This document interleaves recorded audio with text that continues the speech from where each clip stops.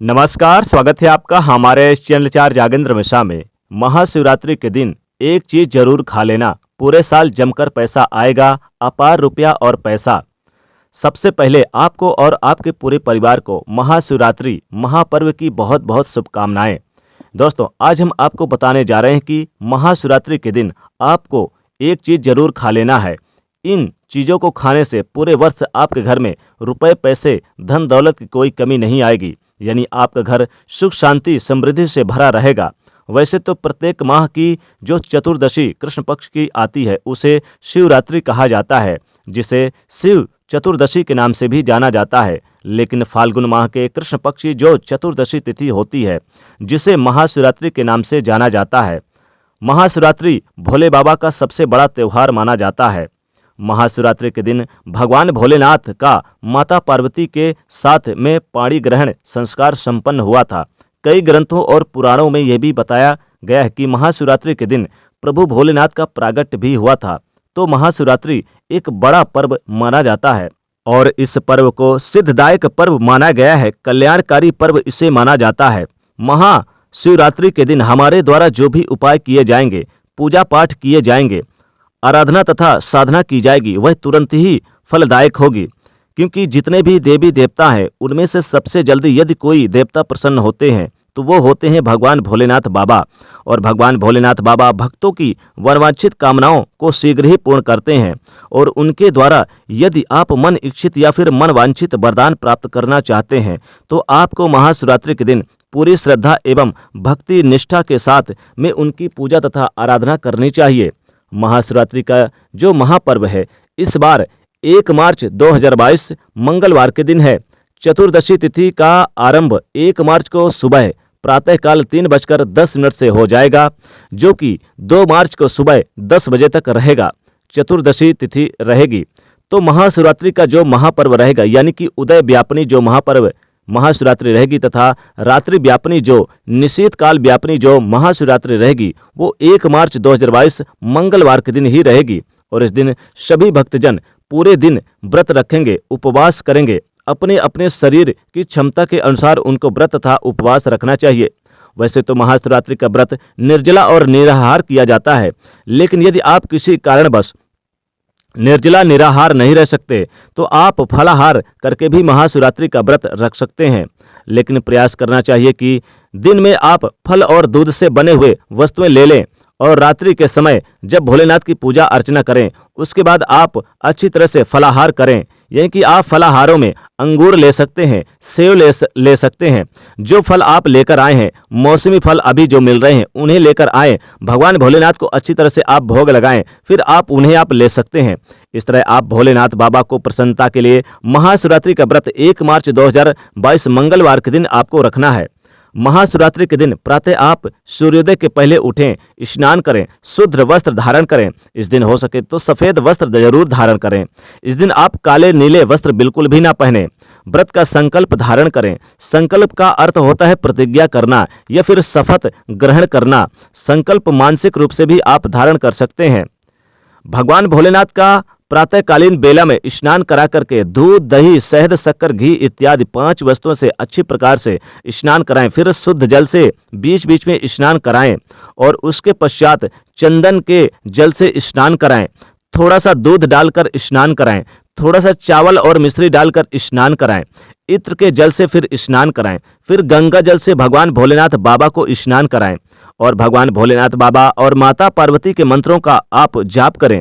इस दिन कहते हैं कि अगर आप ओम नमः शिवाय या महामृत्युंजय मंत्र का जाप करते हैं महाशिवरात्रि के दिन तो आपको न रोग का, न शोक का, न किसी भी कष्ट से भय होता है।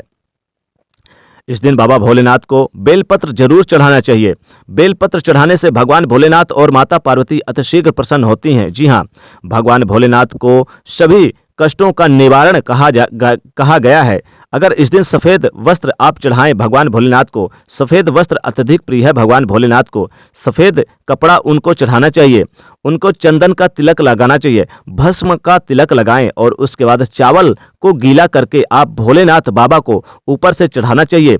चावल हमेशा गीले करके ही चढ़ाएं, भोलेनाथ अत्यंत प्रसन्न होते हैं। फिर आप भोलेनाथ को आप बेलपत्र अर्पण करें। बेलपत्र हमेशा 3 पत्तों का ही अत्यंत शुभ माना जाता है। बेलपत्र में छिद्र नहीं होना चाहिए, कटा फीटा नहीं होना चाहिए। महाशिवरात्रि के दिन शिवलिंग पर बेलपत्र चढ़ाने से भगवान भोलेनाथ अतिशीघ्र प्रसन्न होते हैं।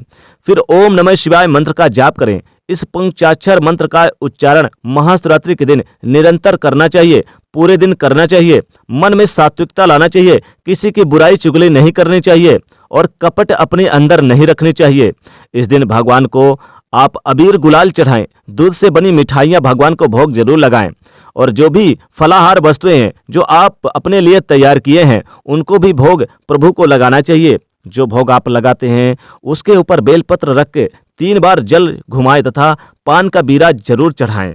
महाशिवरात्रि के दिन आपको ध्यान रखना चाहिए कि अन्न का सेवन बिल्कुल ना करें। इस दिन आप फलाहार करें और एक समय या फिर 2 समय आप फलाहार कर सकते हैं।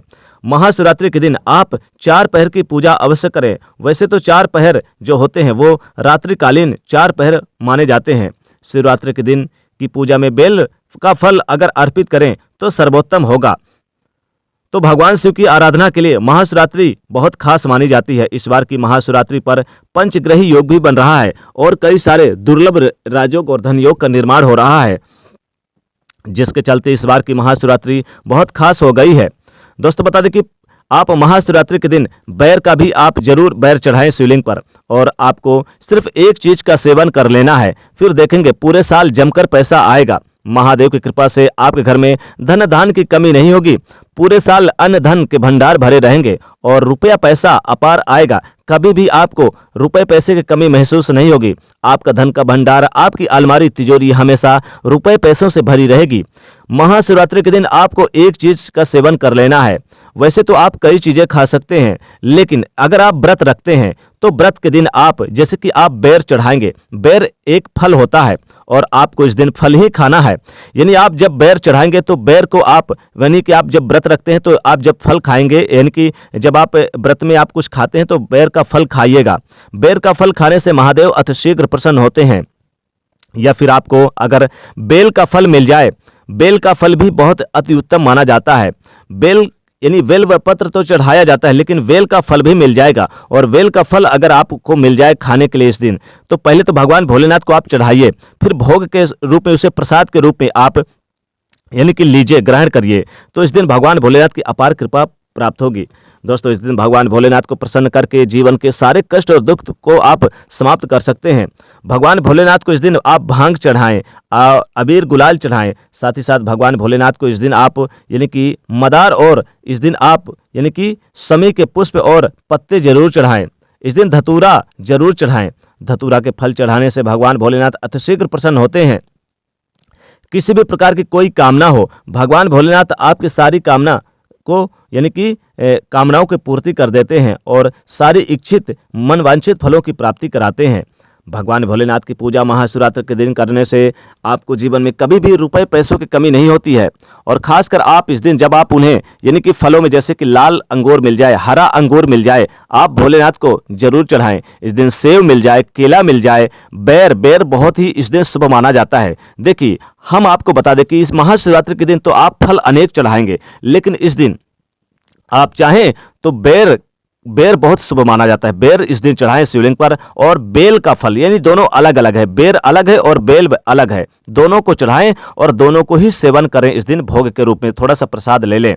इस दिन जो लोग यानी कि व्रत रखते हैं तो कई लोग यानी कि कट्टू का आटा भी खाते हैं और इस दिन बहुत से लोग साबूदाना यानी कि साबूदाने की खीर बनाकर भी आप खा सकते हैं। बहुत से लोग क्या करते हैं कि दूध से बनी चीज़ें जरूर खाते हैं, लेकिन अन्न ना खाएं। अब यहाँ पर साबूदाने से बनी खीर आप जब यानी कि बनाएंगे तो भगवान भोलेनाथ को पहले आप भोग लगाएं, फिर आप इसका सेवन कर लें तो विशेष लाभ होगा। ध्यान रखिए दोस्तों, भगवान भोलेनाथ को पहले भोग लगाने के बाद ही आपको खाना ये ग्रहण करना है। महाशिवरात्रि के दिन भगवान भोलेनाथ की जितनी पूजा करेंगे उससे कई गुना ज्यादा आपको यानी कि लाभ मिलेगा। इस बार बहुत ही दुर्लभ राजयोग और धन योग का निर्माण हो रहा है। पंचग्रही योग बन रहे हैं, कई सारे धन योग और सर्वार्थ सिद्ध योग और शुभ योग बन रहे हैं, जिसके कारण इस बार की महाशिवरात्रि बहुत खास बन गई है। 1 मार्च को पड़ने वाली यह महाशिवरात्रि बहुत ही दुर्लभ हो गई है। इस दिन आप इनमें से एक चीज जरूर खा लें तो भगवान भोलेनाथ की कृपा आपके घर में जीवन भर बनी रहेगी, कभी भी धन की कमी नहीं होगी। तो दोस्तों कमेंट में जरूर लिखिएगा हर हर महादेव। साथ ही वीडियो को लाइक करेंगे, ज़्यादा से ज़्यादा शेयर करेंगे और चैनल को सब्सक्राइब करेंगे। हर हर महादेव।